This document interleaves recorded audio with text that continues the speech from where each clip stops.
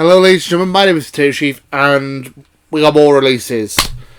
It's sad that this is becoming this has essentially become a series on my channel. I should have a playlist of videos where I'm talking about people being released, because this is becoming more and more often, and it's getting very worrying. I don't know what WWE are up to. These current batch of releasing seem to be all NXT related.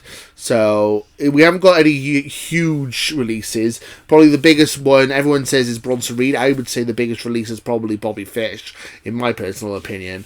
Former multiple-time NXT Tag Team Champion, and a big part of the Undisputed Era when they were a faction. Obviously, they've split up recently, but the Undisputed Era was such a big thing in NXT for such a long time. So we've had a big slate of releases.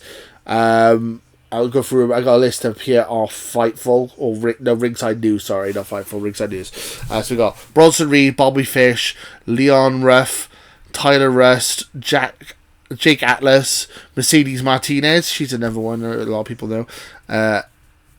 Asher Hale, Giant Zangia. I'm not really sure about that one. Sorry. Zachariah Smith, Kona Reeves. I know Kona Reeves.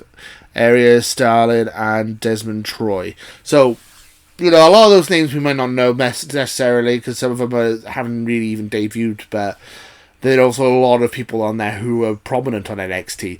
So, I mean, is this the fallout from the NXT losing the Wednesday Night Wars against Dynamite? Possibly. It's worrying, because NXT was such a big, promising prospect for a while, and this might be the, I don't know, a hammer fall into it. But then they have released a lot of people from SmackDown and Raw as well, so maybe I'm being a bit overdramatic thinking that. My dog's decided to wake up while I'm talking, because she decides to do that. Thank you. Don't lick my elbow. Why are you licking my elbow? That's very strange. Anyway, WWE releases. So this is a big load of releases for NXT's brand.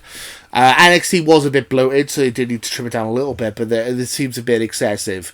There's no Aleister Black, Braun Strowman, Bray Wyatt kind of level release in this one, but I would say, as I said, Bobby Fish, I think the Undisputed Era was such a big deal in NXT for such a long time. I know they've split up, but it does seem weird to me that a two-time, I think he's two-time tag team champion has been released. Mad.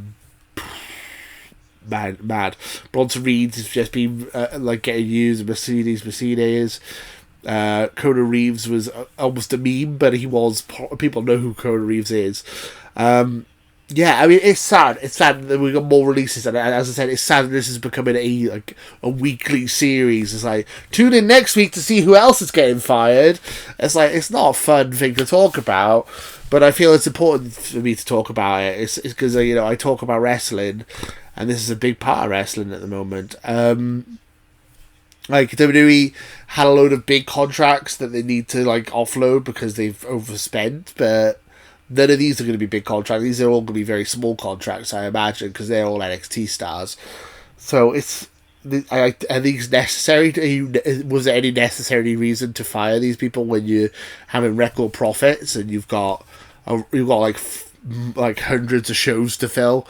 You got 3 big shows every week, plus the smaller shows in between it as well. Surely you need as much talent as you can gather when you've got that much TV coverage to cover. So you don't have the network anymore, but you do have Peacock to please, who are useless. Anyway, I'm rambling. This is a bit of a rambly video. I don't really know much more to say, really. I mean, I feel like I say this every time. Is WWE preparing to sell the company? That's the rumoured thing. And they just, this budget cut thing is going to come to an end at some point, surely. You can't just keep firing everybody.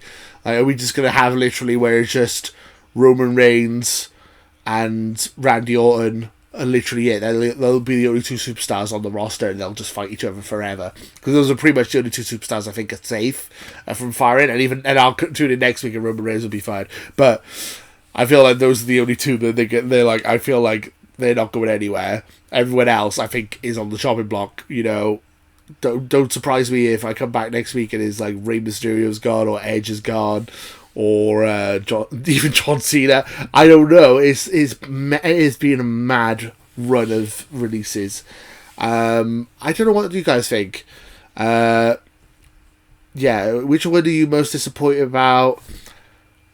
What do you think? Why do you think WWE keeps doing this? Do you really believe the budget cut storyline? It's storyline. It's not storyline. Do you believe their line that it's about budget cuts? Because when they're making record profits, that just seem a bit strange to me. What do you guys think? Why do you think they're firing all these people? Is this kind of some retaliation for NXT not beating Dynamite on the Wednesday Night Wars? Let me know what you guys think in the comments below. And until next time, too sweet. Thanks, guys.